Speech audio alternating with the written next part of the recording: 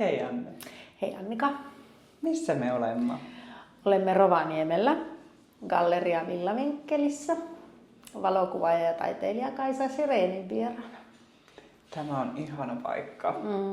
Niin on. Miten tämä on valikoitunut retriitin käyntikohteeksi? No, me ollaan Kaisan kanssa tunnettu jo pitkään aikaisemminkin.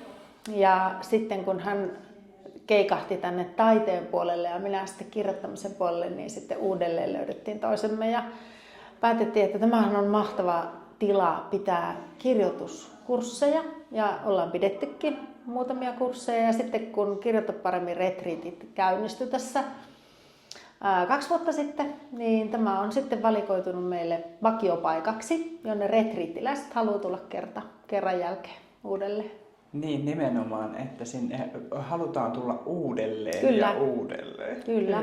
Aina on eri näyttelyt ja aina keksitään jotain uutta kivaa. Mitä kivaa me tehtiin tänään?